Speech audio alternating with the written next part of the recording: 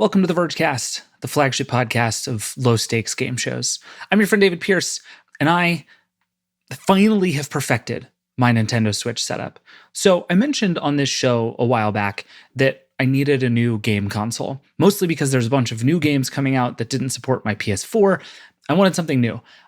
The team almost convinced me to buy a Steam Deck, but then they were like, oh, it doesn't play the only game that you care about, which is EAFC, which used to be called FIFA. So that didn't work. So I did a bunch of research and a bunch of trying stuff and eventually landed on just buying EAFC 25 and trying to run it on my unbelievably old and kind of busted Nintendo Switch. It's not great. Game's a little laggy, jumps a lot. Every time you want to move down a menu, it takes a full second to think about it, but it works. I have the game's downloaded, it's all going fine. So, of course, as I want to do, I then got very obsessed with the setup. I bought a new controller from this company called PowerA, which looks cool, but I hate it, so I'm already in the market for another controller. I bought an adapter so that I can connect the Switch to my iPad and use it as a bigger screen when I'm on the road. I bought a thing to connect it to my TV. I bought a thing to connect it to my computer monitor. I've done way too much work to make this all work, but now I've gotten to the point where basically anywhere I am at any time with zero setup, I can play EAFC 25 on my Nintendo Switch. It's the dream. The game doesn't work very well, but it works, and I have it, and at least for now, that is enough. Also, Nintendo, please release the Switch 2, because my setup is now perfect. All I need is a better console. Let's do this. All right. We're not here to talk about the Switch. We are here to do the first episode in our new 3-part miniseries all about the future of music. We've done episodes on this topic before, and it's just something we really like talking about. And it turns out music actually hits a lot of the stuff we care about most on the Vergecast. It's about creators. It's about policy. It's about AI. It's about infrastructure. It's about what it means to be a person in the world. Music just covers everything. And so it's really fun to find new ways to talk about music. Today on the show, I'm talking to a guy named Jack Coyne, who is a creator. He's on TikTok. You've probably seen his show, and you may not even have realized it. Super fun conversation. I really enjoyed talking to Jack. I learned a ton. We're going to get into it. But first, I'm almost done with this game. There's this new mode called Rush. Every game is like 7 minutes long. I'm just going to finish that, and then we'll get into it. This is the Vergecast. We'll be right back. Support for the Vergecast is brought to you by Nissan Kicks. Hey, the Nissan Kicks has undergone a complete transformation, emerging as the city-sized crossover redefined for urban adventures. With a striking new exterior and a fully revamped interior boasting premium features, the Kicks experience has been totally enhanced to help you better navigate city life. And the reimagined Nissan Kicks is outfitted with intelligent all-wheel drive, so you can keep going, rain or shine. Learn more at www.nissanusa.com/2025-kicks. Intelligent all-wheel drive cannot prevent collisions or provide enhanced traction in all conditions. Always monitor traffic and weather conditions. Welcome back. I'm so sorry to do this, especially right at the beginning, but I have to tell you a back in my day story just really quick. So back in my day, back when I was a kid, way back in the ancient history that was the 1990s and early 2000s, MTV was the biggest thing in music. Turn it on, leave it on, America, see the music you want to see. I want my MTV. All right. I want my MTV. I probably don't have to explain the idea of television to most of you, but just in case, MTV was a TV channel that for hours and hours a day would just play shows about music. Sometimes it would just play music videos, back to back, one after another for hours at a time. And you really cannot overstate how big a deal culturally MTV was. In particular, it felt at the time like Carson Daly and TRL, Total Request Live, were the most important brands in the music business. I'm sure there are people who will say otherwise, but that's how it felt to me at the time. I just went back and found a bunch of old TRL episodes, which you can find a surprising number of just by searching around on YouTube. And I kept noticing that what I remembered about TRL and what TRL actually was are two really different things. I remember TRL as the music video countdown. They would do a top 10 usually over the course of an entire episode, and it was a big deal for artists to get in that top 10. They would come on and be congratulated for moving up a spot. But most of these episodes that I'm seeing is just artists like hanging out and talking about music. They're sitting on couches or stools or just standing in the crowd, just kind of hanging out. Some artists would bring their favorite music videos to talk about. Sometimes they would guest host and talk about all the most popular videos. Sometimes it had nothing to do with music at all and winds up feeling like, why on earth is this a TRL episode? Here's one good example. I found an episode from 2001 where Jessica Simpson, who at that time was like at the peak of her powers, is talking about her new music, and she takes a quiz during another music video about other music and TRL. I'm here with Jessica Simpson. Jess, how are you on your TRL trivia? You've seen the show before. I have seen the show before. I hope I'm good. I'm not really good at this kind of thing, but all of them are. Yeah, we've put you with your fans. She'll be able to confer with her fans. We'll give you 5 questions, and here are your 5 questions. Question number 1 is, what was the first NSYNC video to go to number 1? Something about that clip just screams 2001 to me. I don't know why. Just everything about it. This is like a crazy blast from the past. Anyway, I've been thinking a lot about TRL and MTV recently, and really the whole idea of how we discover and get to know new music. Obviously, the whole music universe is different than it was 20 years ago, and in so many ways, we're actually much closer to artists than we've ever been. Every time an artist has an album coming out now, you suddenly see them on a million podcasts, or they're doing some like hour-long interview with Zane Lowe for Apple Music where they walk around London, or they're doing cover songs on an Australian radio station's YouTube channel, like a Version, by the way, one of the great things on the internet. There's more music content than ever, and we actually get more chances to see and hear from our favorite musicians than ever. A lot of the most followed people on Instagram are musicians. All of that together is why it's so interesting and almost strange to me that this little TikTok show has worked as well as it has. Welcome to the show. Hello. Hey. Hey. If you can name the artist, you win $5. It's the Beatles. It's the Beatles. This show is called Trackstar, and it's all over the place on TikTok and Instagram. In case you've never seen it, it goes more or less like this. Jack Coyne, the host, whose voice you just heard, meets somebody on the street. Sometimes it's a totally random person just happening to walk by. Sometimes it's an A-plus list musician. Sometimes it's something kind of right in between. And he hands them a microphone and a pair of headphones. Jack then plays a song through the headphones, and if the person can guess the artist of that song, they win $5.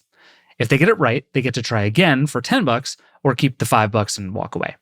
The number keeps doubling until they get it wrong or walk away, and then it ends. It's a super simple premise, and it really works.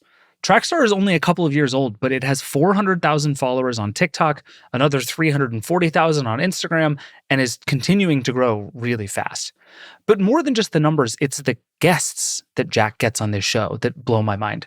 Just to scroll through some of the most recent ones. Keith Urban is on here, Julia Louis-Dreyfus is here, Joe Jonas, Kamala Harris, sure, Dan Reynolds, the lead singer of Imagine Dragons, Ed Sheeran, Olivia Rodrigo, Nelly Furtado is here. Okay, sorry, you get the idea. But these are A-listers. These are big name people, and they're just rolling up to listen to Jack Coyne's playlists. I needed to know why this show has worked. So I called up Jack at his office in Manhattan. My full name's Jack Coyne, and you can call me a content creator. Quick Jack backstory. He got started as a creator way back in the day when he started working for Casey Neistat, who is probably still your favorite YouTuber's favorite YouTuber. He was an assistant, an office manager, a producer, eventually made videos for Casey's app Beam, and basically cut his teeth both as a content creator and more specifically as a content creator on the streets of New York City. I worked on his very first YouTube video ever with him. And his thing was just, there's a million stories out there, especially in New York City. If you look outside, you'll trip and fall into a story. And so that attitude was really ingrained in me from like the time I was 18 years old. Jack, by the way, calls himself a music guy, but only in the way that everyone who likes music is a music guy. He liked classic rock and pop music and just liked music. He definitely did not set out to be known for making music-related stuff. But a few years ago, he was working with brands on social media content, and he started a company with his brother and a friend who were both doing the same kind of thing to see if they could all just do it more efficiently together? We said if we put our clients together and we all help each other with our videos, we'll have extra time on the side to come up with our own original shows and ideas. I had previously had a YouTube channel. I'd worked with YouTube creators before, and I just sensed that there was this huge opportunity in the moment to do something with short form video, both on TikTok, Instagram, and of course on YouTube. And so we kind of carved out extra time for ourselves and resources from doing the brand work to be able to create public opinion. What was the thing you wanted to do first when you were like, okay, we're going to have this spare time to make something we want to make? Did you have a initial sense of what that thing was? Well, so the reason we called the company Public Opinion was because it was about talking to people. That was like a shorthand way of saying talking to people.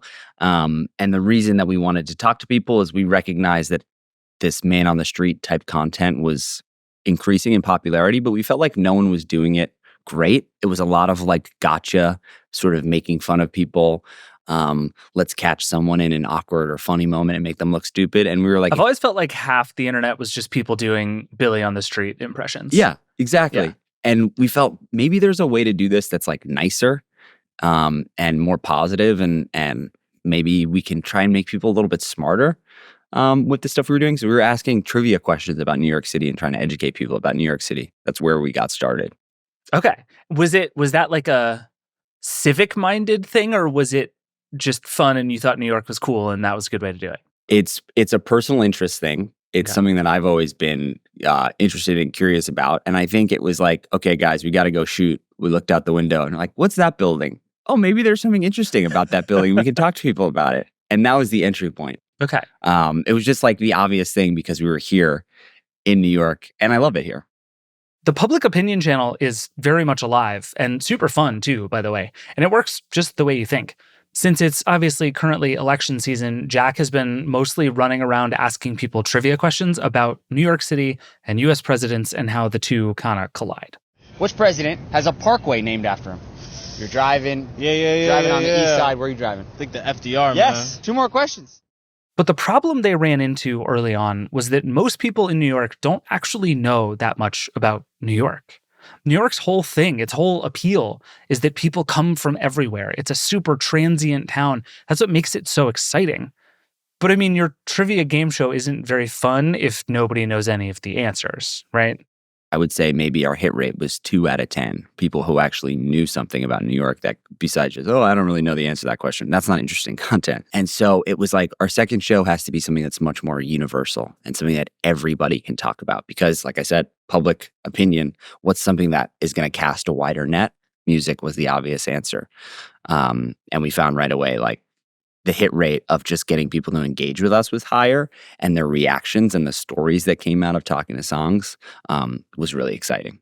Why was music the obvious answer? I could imagine, especially as a New Yorker, like a dozen things you might land on before music. You're like, let's do Yankees trivia, or like, let's talk about, famous New Yorkers or whatever. Like, there's a lot of places you could go other than music. Why did you land on music? We definitely thought about doing sports stuff and continue to think about doing sports stuff because we have a little tangentially. It's super fun and people are so passionate about that and a few other things. But I think simultaneously, we recognized that there was a lot of music conversation happening on the platforms, and TikTok is a music-driven platform, right? Like the reason a lot of videos take off is the sounds that are attached to them.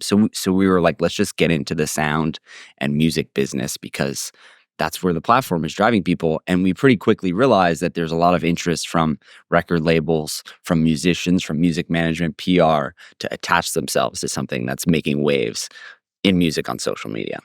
This makes perfect sense to me. TikTok is many things, but it is mostly a music platform. And remember, just to reset the timeline here, this is like 2022, early 2023, as everyone is going outside again post-pandemic, and as TikTok is still growing at an absolutely outrageous, unprecedented rate. Trackstar got 100,000 followers in its first month of existence, which is wild. They basically started posting videos and it took off immediately. And he's right. It's definitely true that music is as universal as anything out there. But what do you think the odds are, just as a thought experiment, that if you just walked up to some random person and handed them your headphones, that they would know the song you were currently listening to? I feel like pretty low, right? Just for fun, here's the top 5 songs in the United States right now as I'm recording this, according to Billboard. Love Somebody by Morgan Wallen. Brand new, don't think I've heard it, but I think I could probably pick out Morgan Wallen. A Bar Song by Shabuzi, that one I've got, that's been everywhere for months. Birds of a Feather by Billie Eilish, maybe?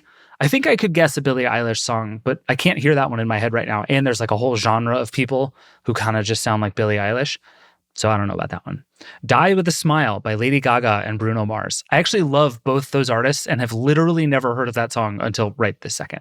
And Espresso by Sabrina Carpenter. Obviously, yes, everybody knows Espresso. Even if you don't think you know Espresso, you know Espresso. But that's the top 5 songs in the country. Do you know all 5? Do you think everyone knows all 5?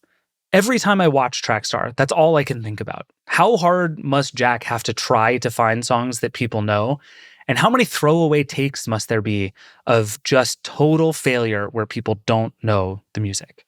So more often than not, younger people who grew up with the streaming platforms are much more playlist oriented and artist agnostic. They're listening to songs and sounds, and they know tons of songs, but they're like, I don't know who that is. So totally. it is harder with like young 20-somethings because they just go on Spotify and they listen to a playlist, and then through that playlist, they discover certain types of artists that they like. So if I can figure that out, it's helpful. Okay, you like this one band, maybe there's like a thread here that I can pull on. But now I think there's a little bit of pushback with that generation where some people are saying, you know what, I want to go back and discover what the 80s was like. And you find these younger people who are like, I love classic rock. And some of those videos perform really well for us. Or we had a kid who's in high school and he's like, I'm really into yacht rock, man. I can't believe we're doing yacht rock with a 17-year-old. Here you are. Great song. Bless the Rains. Kind of want to let it play through, to be honest. Let it play. Let it rock. Africa by Toto. $5. Let's go. Introduce yourself. My name's Jack. Great name. Great name. and the internet loved this kid because he just was talking about how great yacht rock is. And he's like 16 years old. And he was just had an amazing run of songs and was so funny and charismatic. So when we first started, the very first episodes, I had created a playlist of like game show. I have a playlist on my phone now. It's called like game show, game songs or something. Okay. And it's just like great classic songs. Like if you go at the 500 greatest artists of all time Rolling Stone list and pick their best songs, like that's a good, like songs everybody kind of knows. So I had a playlist set, and if you didn't know these songs, sorry, you're out of luck. And then there was like the realization of, well, if someone gets out after 2 songs, that's kind of boring. You want to encourage them to go to 5 or 6. It's more fun, interesting video. So now when they're doing a random interview with a person on the street, Jack will usually start by talking with them a little bit about music. And when it's a celebrity, it becomes a big research project to find songs that both might be in their wheelhouse, but also meaningful to them. In both cases, the goal very explicitly is for people to do well at the game, but not so well as suspicious, you know? You want to make it easy enough to be fun without making it so easy it's boring. And that's a really tricky balance. So there's like a dialogue. What kind of stuff do you listen to? And I think we did one early version where somebody was like, I only love jazz music. And so it's like, okay, let's do a jazz theme. And that video performed well. And you realize like having a group of different jazz songs gives the video a theme in addition to the person that you're talking to. There's another sort of narrative playing out there. And so shifted much more into, can I try and find like groupings of songs that make sense together? Anytime we do 80s pop, it's like, it's clear where you're going, and the audience wants to know, what are the 80s pop songs that he's going to play here? So finding those themes is helpful. And then when it comes to someone who's a celebrity, it's trying to research them and understand, or listening to their music and thinking to myself, what do I think they were inspired by? And if I can figure that out, they're going to have a bigger reaction. Say, how do you know that I was into this song? I just guessed it based on these other songs you've written. They sound like alike, or it seems like there's inspiration there. As with everything on the internet, the whole process isn't quite as random and chaotic and man on the street as it might seem in the videos. But I think that's fine. And we're going to talk more about how Trackstar works and why it works. But first, we got to take a break. We'll be right back. Support for the Vergecast is brought to you by Nissan Kicks. Hey, the Nissan Kicks has undergone a complete transformation, emerging as the city-sized crossover redefined for urban adventures. With a striking new exterior and a fully revamped interior boasting premium features, the Kicks experience has been totally enhanced to help you better navigate city life. And the reimagined Nissan Kicks is outfitted with intelligent all-wheel drive, so you can keep going, rain or shine. Learn more at www.nissanusa.com/2025-kicks. Intelligent all-wheel drive cannot prevent collisions or provide enhanced traction in all conditions. Always monitor traffic and weather conditions. All right, we're back. So let's just go behind the music here for a minute with Trackstar and talk about how the show actually gets made. Because I think something about its structure and format is actually a big part of why it works. So the whole thing just starts with Jack just wandering out into the streets of New York. So the way that we approach like Man on the Street content creation is I have a sign that I hold up that I just in Sharpie on cardboard write whatever the question is. And the question might be name the artist, win $5. Or it might be like New York City trivia, win a prize. And people see that sign and they approach me and they say, what is this about? I want to win some money. I want to be a part of this. This is one way to do Man on the Street stuff. The other way, the one I think you see probably more often online, is just to ambush people with a microphone and a camera. Catching people off guard in that case is part of the appeal, and frankly, part of why it's fun to watch. But that was never Jack's thing. I can't tell if he's too embarrassed to do it, or feels too bad, or it just feels sort of gross. But whatever it is, he didn't want to do it. So instead, he'd stand there with the sign, wait for someone to come up to him, he would explain the show, and then they were off and running. Jack would hand them a pair of headphones, they'd put them on, and then he'd hand them a microphone. So the handheld microphone was going back to when we were on a whiteboard deciding what we wanted to do. I wanted to capture this like local news feel and give like the idea of handing a microphone to someone on the street of New York. Like we wrote down on the board, voice of New York City. That's what we wanted to be, one of our intentions. So when I have a mic and I say, you know what, we're going to give you a chance to spotlight and say your piece or put your thing. That was the sort of what we were trying to indicate visually with the stick mic and the flags. So that was totally locked in. The headphones were both practical. So like we could cut the music however we want to, and people can sort of be in the zone. And then it was also a visual signifier of when you put the headphones on, you're part of the game. And then there's the branding aspect where we felt like at some point, before we started the show, I'm like, a headphone brand will want to sponsor this show for sure because we're just making headphones look cool. So it was a lot of those things, I think. Have you gotten the headphone sponsor yet? We've had a few throughout the years. We've had a few different ones. Yeah, we've worked with Sennheiser, Bose, and Beats. I think this kind of stuff is so clever. And it's the stuff I think about all the time when I watch these really successful social shows. If you create a show that requires nothing other than a set of Bluetooth headphones, a smartphone, and 2 handheld local news microphones, you can do that show basically anywhere and with almost no setup. Like, do you know why the Hot Ones set is all black the way it is? Or why all of those like Vanity Fair videos or the Wired Autocomplete series are just on white backgrounds? It's at least in part so that they can set up that set basically anywhere. Because one thing I've learned over the years is that if you want to do a show with famous people, your show has to be able to travel to those famous people. And in this case, it's a heck of a lot simpler than showing up and eating hot wings and talking about your feelings. All you have to do is show up, put on headphones, and listen to some music.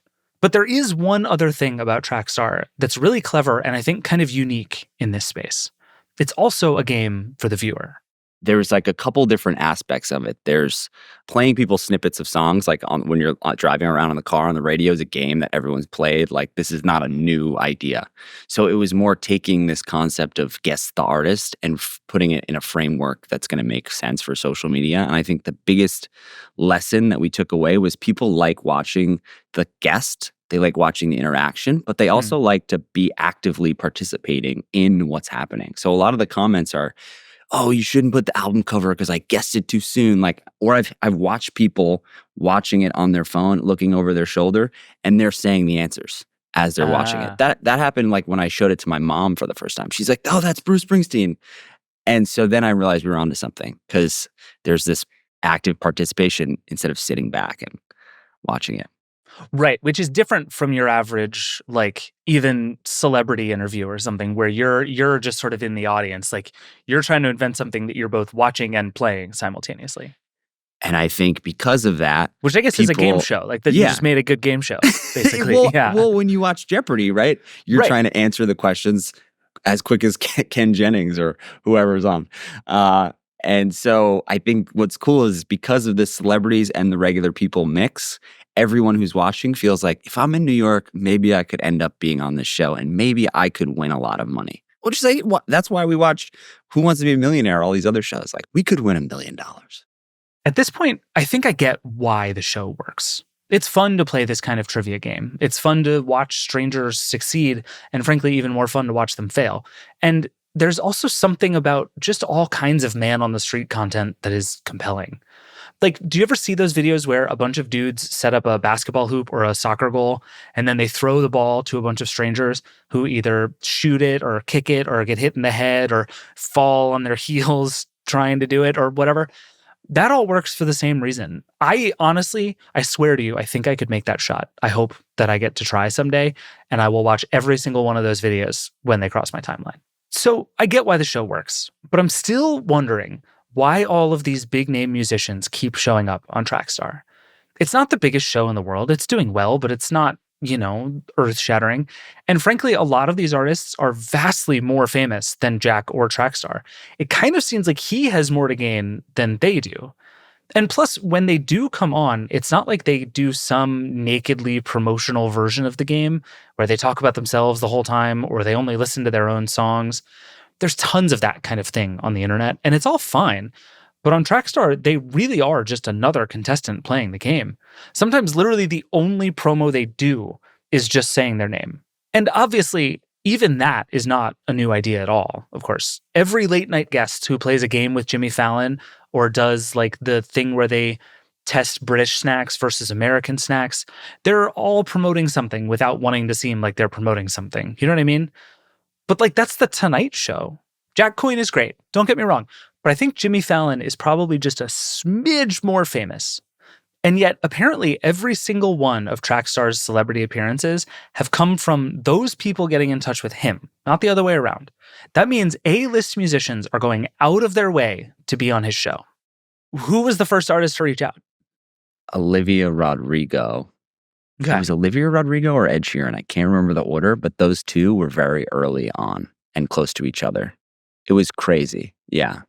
Why did they reach out? I guess they have savvy teams. And then I think in hindsight now, I've realized more so that this is part of the music business now, is being on social media and making sure that these social platforms are aware of what you're doing in the music space. And so doing stuff on your own TikTok account is important. And then appearing in the TikTok universe is important. Or your streams aren't going to do well.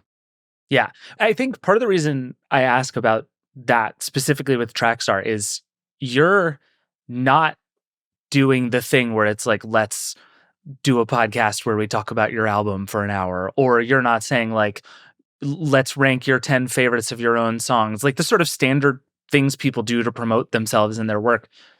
People just come on and play your game, right? Like, and the most they get to say, I watched the Keith Urban one again right before we did this, so this is like fresh on my mind. All he says is, my name is Keith Urban. Like, he barely promotes himself or his work or anything like at all. He's just like, what's up? I'm Keith Urban, and does the show with you. And on the one hand, it's slightly surprising that that's a thing artists are willing to do in this day and age when everything is so transactional and promotional and all that stuff. But also the fact that they started coming to you just wanting to do that is like very cool and very unusual in this moment in the industry. I think that, and you can look at the comment section on that video. I think it's the best thing that he could have done to promote himself is to not talk about himself, because people are saying, damn, this guy is really cool. Who knew Keith Urban was so cool and knew so much about music? And that's where they're commenting. And then they're going to his profile and they're looking at his music and they're like, is this guy? Let me explore this myself. And you give the audience the tool of feeling like they get to discover it on their own instead of shoving it down their throats. And I think that's one of the great things about the show is that it's not like heavy promotional. There are two things in there that I find really interesting and frankly very telling and very 2024. The first is the idea that you have to keep signaling to the platforms themselves, TikTok and Instagram and the rest, that you're relevant and you're around. You have to keep making your own stuff, obviously, but also showing up in stuff with a similar focus and a similar audience to be like, hey, algorithms, other people think I matter. This has obviously been a thing forever, right? Creator collabs have been around as long as there have been creators, but there's something specific about signaling that to the platform that I find really fascinating. The other thing is the thing that keeps making me think of TRL, that maybe actually doing something that gets you out there but doesn't just feel like pure promotion of your latest project is more important than ever. This is the reason people post their personal lives on Instagram. It's the reason authenticity is everything, right? That stuff is what people care about now. It's what they gravitate to. And it feels more important to do and maybe harder to pull off on social media than just about on any other platform. And I think Trackstar and things like it give people a way to show up in front of an audience that feels candid and authentic and not nakedly promotional, even when it's not exactly any of those things. On a lot of the videos that Jack does with well-known artists, there are comments from people who love that the artist isn't promoting themselves. On the Keith Urban video, which I just rewatched, there's a ton of that. People love that Keith is just a guy who wants to show up and talk about music. And I think that works for Keith Urban. There are also, by the way, comments from people on every single one of these videos who are just like, oh my gosh, imagine running into so-and-so in New York, or OMG, I can't believe you just ran into them. I assume a bunch of those people are in on the bit, but I bet they aren't all in on the bit. And I think that vibe is really important, both for the show and for the guests coming onto it. Personally, I first found Trackstar because of one of those better-known artists. I think it was Olivia Rodrigo. Go shawty, it's your birthday. 50 Cent. It was the #1 song of the year you were born. I did know that. Can you introduce yourself? Hey, I'm Olivia Rodrigo. Thanks for having me. But I do also have a distinct memory of seeing the Trackstar video with Malcolm Todd, who's an up-and-coming artist who was in Trackstar's all-time most popular video with more than 15 million views. 320, or you want to take the 160? 320. I just have to beat Olivia Rodrigo. There's one goal at this point. She's unbeatable. Oh, Black Sabbath. The fact that Malcolm Todd was more popular than Olivia Rodrigo or Ed Sheeran or any of the other names that I've mentioned so far. By the way, did I mention Oprah yet? Because Oprah was on the show pretty recently. Wild times. This all continues to surprise me. But it turns out that celebrities, even really big ones, aren't needle movers the way that you might think. It's interesting. I've thought about a lot. Like, what would happen if Taylor Swift came on the show? That would be a huge moment, right? Biggest artist in the world. I think we would maybe gain 5,000 followers from having Taylor Swift on. I think the video itself would do really well, and then maybe some people would write about it and say, Taylor Swift went on this social media show. And that would be valuable for us from a brand equity standpoint, but it would not boost the following in any meaningful way. But then down the road, Oreo might say, wow, this guy had Taylor Swift on, we should pay him $1 million to do something else. Let's talk about the something else there. But first, we have to take a break. We'll be right back. Support for the Vergecast is brought to you by Nissan Kicks.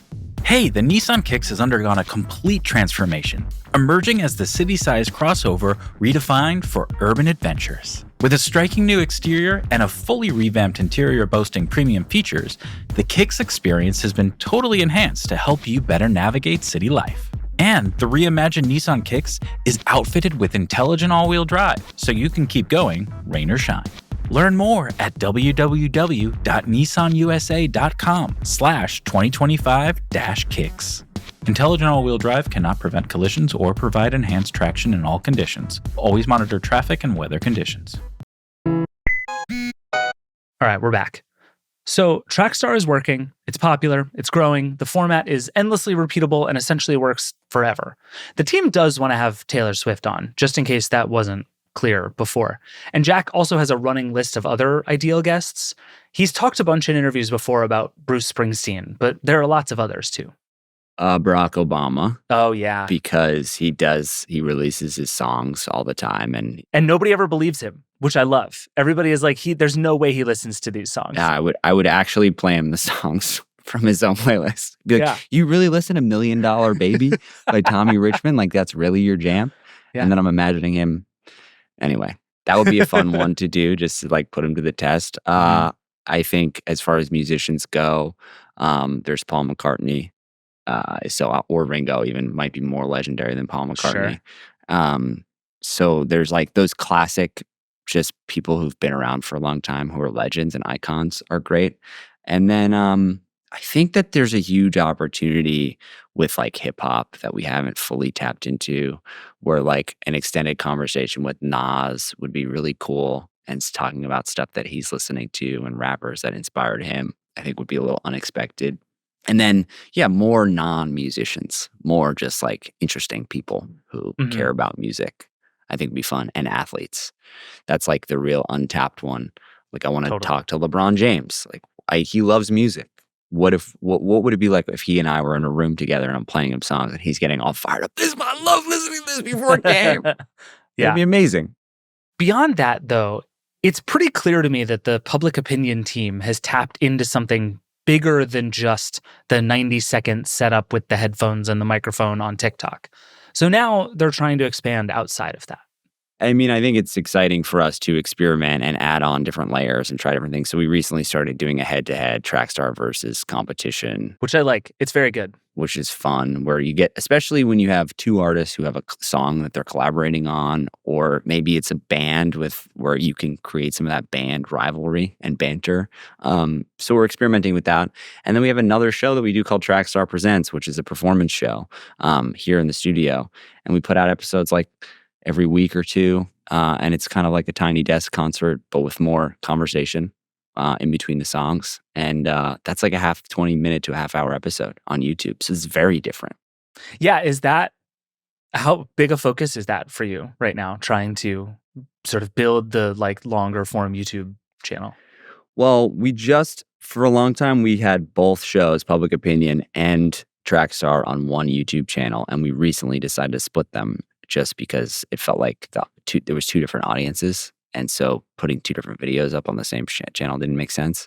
So we finally split them and started a new Trackstar YouTube channel. And our first video was 5 or so minute conversation with Amelia de Moldenberg from Chicken Shop Date. She's great. We realized she's amazing. We realized her press people said, could she come on Trackstar? She's going to be in New York. Yes, of course. That'd be amazing. We film for 20 to 30 minutes, probably each episode. And what you see on TikTok is 90 or less usually. And we're leaving so much great stuff on the floor. Like, why don't we put out a 5-minute episode and show people what that's like, and then add some more layers to it? And so we just put out the first one, and then we're putting out these Trackstar Presents sessions on the same channel. So we're really excited about it. The hard part about long form is you have to create the packaging. You're not just 100% reliant on the algorithm to push it to people who want it. Right. You have to get people to click in, which is a whole other game. Do you think you're in a position now where you and Trackstar are big enough that you can pull that audience anyway, or does it truly feel like starting from nothing, trying to make it happen on YouTube? It feels like starting from nothing, because the consumption pattern is so different. Like, when you're watching short form videos in your feed, it's like you're on the toilet, you're making coffee, you're in line for something. It's just like in the background throughout your day. Whereas YouTube is like, you've got to really dial in and pay attention to it. Even a podcast can be like, you're in your car, it's in the background, you're walking to work. Whereas YouTube, you really have to get people, and I think it's almost a huge percentage of it now is happening on connected TVs. So you really got to get people to say, instead of watching Netflix, I'm going to watch Trackstar for a half hour. And so it's a big jump. And hopefully we can get some people, but I think we have to find the people who are already looking for great stuff on YouTube and get them to discover us. A big part of making the existing channel work and the success of all these new initiatives hangs on the person in these videos that we haven't talked that much about yet. That's Jack. He's always really involved in the Trackstar videos. He's often wearing a backwards hat or like a cool overcoat, but he's always laughing and having fun with the guests. And he's the one who really sets the vibe for the whole thing in a way that I actually think is really important. He like points to the camera and demands of the person that they introduce themselves, regardless of whether it's a person that you've never seen before and will never see again, or if it is like one of the 50 most famous people on planet Earth. I love that. He's kind of reluctant to give himself much credit, but I really do think he's a bigger part of it than it might seem. I think my job is to be very sort of optimistic and kind and make people feel comfortable and sort of try and bring out a positive. Like as you watch the show, you see I'm really smiley and I'm laughing and I'm giggling all the time. That's true. That is who my personality is. But I also think that helps make the random person on the street comfortable. Like I'm not trying to play gotcha. I'm trying to encourage you to guess these songs correctly, because when you get something right, you're excited and you're happy and you're like, oh, wow, I just won $5. And then I can come in and say, so tell me about your life. Like, how did you grow up? Or tell me about your mom or whatever. And so sometimes I refer to it as like the game show as a Trojan horse to get people to open up, because they're distracted by guessing songs, and then they're much more comfortable and willing to talk about everything else, which is like eating the hot ones. The hotter they get, the more you're distracted by how spicy it is. So you talk about your feelings. Right. So I think that's probably a large part of my role. And where it comes from is my whole career of making videos and doing YouTube content. I've always been told the best part of what you do is when you're engaging and talking to regular people and having that off-the-cuff conversation. You should lean into that. This is the sneakiest thing about Trackstar, and it's the thing that makes it different from so much music content out there. It's actually really only a little tiny bit about the music. Jack seems to have always understood this thing as a conversation show with sort of a loose music-y structure, rather than a thing where the music is the point. And honestly, even the music he picks is meant to make that other dynamic work better. So before I go into it, or even at the beginning of the conversation, I'm asking about what do you listen to, or who are some artists that have resonated with you, or I research the celebrity and I try and find things that they're going to have an emotional response to. And that helps open people up. Like, wait, you played this song? Like, how do you know that this was like the song that I danced, my first dance at my wedding? And so that's going to trigger an emotional response. So that's the intention of the songs, is to try and find things that remind people of, oh man, I used to listen to this with my dad when we were on the way to baseball practice. Well, tell me about that. So I'm hoping that that's working. It's not easy to do like always on the spot, but that's what I'm 100% striving for all the time. I feel like that has come up a bunch, where you play a song for somebody and they're like, oh, this song directly inspired some other song that I wrote, or was like meaningful to me as a teenager or whatever. And I always assumed that was mostly research. But it's interesting that it's a mix of research and just sort of educational guesses about what music people like. You'd be surprised how often I stumble into something that I didn't realize that there was all this meaning behind it. And that's like my favorite moments in doing this show. If you think about that setup, music as a way into other kinds of content, and especially into personal conversation, you can go all sorts of ways. And that, in a nutshell, appears to be the Trackstar plan. There have been lots of conversations about starting a record label. Really? So it's not like happening tomorrow, but it's definitely something that's Trackstar Records could happen. It's a good name. Yeah. So that's good. What would that, why do a record label? What would that look like? Well, it's twofold. Because of the sessions that are happening in here, we have artists come in and do covers. So there's a lot of, I think a lot of covers are blowing up online, and there's an opportunity there. Triple J is like releasing stuff, and a few of those different online publishers have released songs in conjunction with artists. So there's an opportunity there. And then like you talked about, like discovering new artists. What if we got a pool of money together and we said, we're going to invest $1 million in 10 artists, and we're going to tell the story of Trackstar Records through social media over the course of a year. And it's almost like how Making the Band was on MTV back in the day. Can we do that through social media? Do you think you could? 100%, yeah. I watched Making the Band religiously back in the day when it was about creating the band O-Town. And I swear to you, that show would 100% work today. A super intense competition show that's also a behind-the-scenes look at what it means to be a pop star is like social media gold. Actually, there was recently a Netflix show about a K-pop group called Cat's Eye that was essentially that, but they also had this very public side of it where people were seeing the performances throughout the audition process. It was wild. The show is awesome. I would watch it a million more times about a million more kinds of groups. There are other moves for Trackstar itself, too, as it grows and becomes more of a business. One thing I see in the comments of the videos all the time is people discovering new songs thanks to Trackstar. The show does have an official Spotify playlist with all the songs, but there's definitely more it could do there. Because being a reliable source of new music, or just a reliable way to make old songs cool again, makes you very powerful in the modern music world. It's like, it goes back to being a teenager and saying, like, pass me the aux. Like, I'm going to play a song that's like, you guys are going to love. I think everyone has that like little piece of there where they want to show their friends, like, check this song out. This is a great song. So yeah, huge part of why I do this and how I like to choose the songs. I just want to play good stuff. In terms of becoming a tastemaker, like, if that's happening, that's great. I just want people to know about good music, I guess. And maybe there's a way to turn that into something that's a little bit more substantial or meaningful or focused specifically on that. I mean, we have playlists on our Spotify, like a bunch of different playlists. So there's some stuff there. Have you gotten labels or anything calling you, being like, hey, can you play this song during Trackstar? Yeah, all the time. People ask us to play songs, but I can't just... The thing is, a lot of times it's new songs. Can you play this brand new song? I'm like, well, how are people going to know this song that like no one, this artist just came out? It doesn't make any sense. Like I if you want to pay me to play the Beatles, I'll do that. And people are like, we're not going to pay you to play the Beatles. Like, damn it. So yeah, it's hard. You have to find things that like are universally recognized, and those tend to be things that people aren't promoting. Remember, though, Jack is not a music guy. That's important to all of this. He's a creator. He likes telling stories. Music is just a vehicle to get there. Trackstar was just an excuse to talk to people about something they liked and cared about and knew. Everything else they're working on is the same way. And, you know, if that happens to also double as a really fun game show to watch and a way for mega famous celebrities to be out and about and into music, all the better.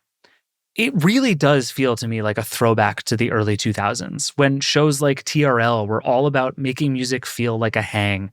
And they understood before social media, before the internet made everything about the individual people, that getting to know the artists and getting to know what they liked and what they cared about and what inspired them was maybe even more important to liking their music than the music. Another show that I loved from around that time was Pop-Up Video, which was adding trivia and jokes to music videos way before anyone was posting memes on Instagram. Pop-Up Video, by the way, was apparently a big inspiration for Trackstar. What was the cute beetle doing in a Tokyo jail cell? Should George Harrison get his own sitcom? TRL, Pop-Up Video, making the band. The music industry has changed in countless ways in 20 years. But maybe it hasn't changed at all. And maybe if it has, we're going back to some things about the way that it was that maybe we never should have left in the first place. People are buying records again. They're listening to full albums to get away from the infinite playlisting of everything. That thing Jack is talking about where you just hear music and you sort of know the sounds, but you don't know the artist, you don't know the lyrics. That just feels bad. I had a friend who used to call it Spotify music that's designed to not bother you when you're not paying attention and to be just interesting enough when you are to keep you hooked. That's not good music. That's Spotify music. And I think people are pushing back toward looking for good music. They're also, rocking wired headphones. And they're looking for new ways to hang out with their favorite music and musicians and get to know them in new ways. It's new platforms, new hosts, new musicians, but the more things change, the more they stay the same. I think that line's from a song, actually. It's a good one. All right, that is it for the Vergecast today. Thank you to Jack for being on the show with me today, and thank you, as always, for listening. There's lots more on everything we talked about at theverge.com. I'll put a bunch of links in the show notes. You should go watch Trackstar videos. They're super fun. I see a lot of people who will find one video and then just go back to the very beginning of Trackstar and watch them all the way through. Super fun. I actually highly recommend doing so. As always, if you have thoughts, questions, feelings, or other early 2000s era TV shows that you think I should watch again, you can always email us at vergecast@theverge.com or keep calling the hotline. We love hearing from you. Send us all of your thoughts and questions. We have 2 more of these Future of Music episodes to do this month. I would love to hear what you think about all of them and other things you think we should do. This is one of our favorite series. We've done it before. We'll probably do it again. I'd love to hear your ideas. This show is produced by Liam James, Will Poor, and Eric Gomez. The Vergecast is a Verge production and part of the Vox Media Podcast Network. We'll be back with your regularly scheduled programming on Tuesday and Friday because, good Lord, the news never stops. We've got Alexa stuff to talk about. We're going to do our best to avoid talking about the election. We've got a lot of Apple stuff going on, just a lot to do. Keep coming back. We'll see you then. Rock and roll.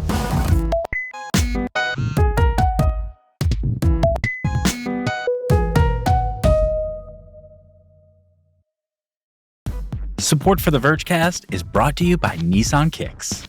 Hey, the Nissan Kicks has undergone a complete transformation, emerging as the city-sized crossover redefined for urban adventures. With a striking new exterior and a fully revamped interior boasting premium features, the Kicks experience has been totally enhanced to help you better navigate city life. And the reimagined Nissan Kicks is outfitted with intelligent all-wheel drive, so you can keep going, rain or shine.